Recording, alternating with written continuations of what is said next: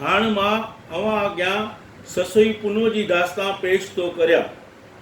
सिंध प्रदेश जे कराची ज़िले जे ओभर ॾखण में राजा धुलेरा जो राज हो। उते नावो नाले हिकिड़ो ॿांभण भांबरवाह जे किनारे ते रहंदो हो।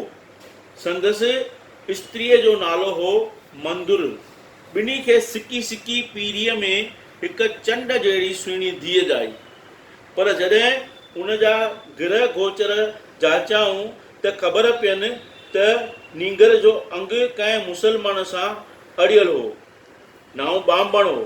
इन करे खेसि इहा ॻाल्हि पसंदि कान हुई। यकदमि हिकिड़ी वॾी संदूक ठाराए उन में धीउ खे बंदि करे दरिया में लोड़ाए छॾियईं। संदूक लुड़ंदी लुड़ंदी अची भंबोर शहर वटां निकिती। उते किनारे ते महमद धोबी रहंदो हो। मोहम्मद पंहिंजी सॼी ज़ात जो मुखी हो। संदसि हथ हेठि 500 कारीगर कमु कंदा हुआ। घणी पूंजी हुअसि। संदसि कारीगरनि खे दरिया मां संदूक मिली त पंहिंजे मालिक वटि खणी आया। मोहम्मद संदूक खोले ॾिठी त मंझसि हिकु सुहिणी नींगर नज़र आयसि। खेसि औलाद कोन हो। इन करे हीअ धणीअ तरफ़ां मोकिलियल सौगात सम्झी नींगर खे धीउ करे पालण लॻो। छोकर जी सूंहं चंड मिसिल हुई। इन करे नालो रखियाऊंसि ससुई। ससुई अॼु नंढी सुभां वॾी। संदसि सूंहं अॻे खां आगरी थी वई। सभई संदसि सूरत तां बलहार पिया वेंदा हुआ। धीअ खे ॾिसी मोहम्मद धोबीअ जूं अखियूं पयूं ठरंदियूं हुयूं। धीअ जे सुख आराम लाइ हिकिड़ो आलीशान महिला ठारायऊं ऐं उन जे चौधारी वॾो बाग़ लॻारायईं।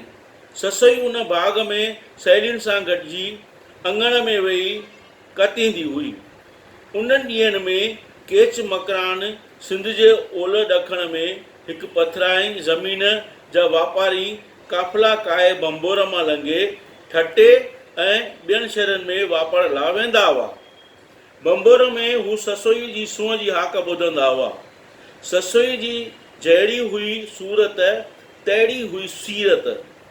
ससुई जी सूंहं जी ॼाण केच मकरान जे हाकुम आरी ॼाम जे पुट पुनूअ खे पई।